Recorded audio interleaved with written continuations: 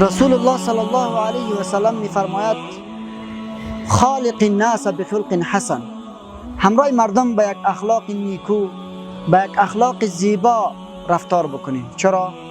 چون که در جای دیگر رسول الله صلی الله علیه و سلم میفرماید تبسمک فی وجه اخیک صدقه، یک تبسم تو، خنده تو، خوشرویی تو در مقابل برادر مسلمان صدقه هست.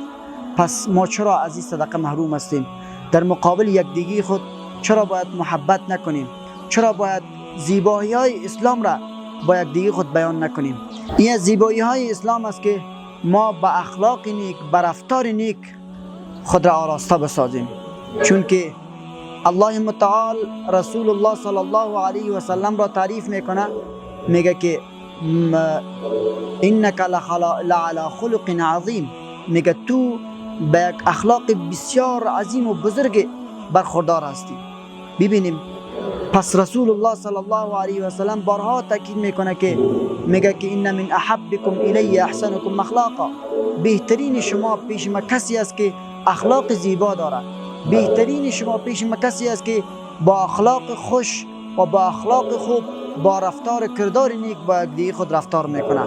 پس دوستان عزیز، با هم کیشان و هم مسلکان خود و همسایگان خود و دوستان رفیقانی که ما روزمره همراهشان برخورد داریم و روزمره اونها را میبینیم، به یک اخلاق نیکو، به یک اخلاق زیبا رفتار بکنیم تا شود که الله رب العزت از ما و شما راضی شود و ما به حدیث رسول الله صلی الله علیه و سلم عمل کرده باشیم.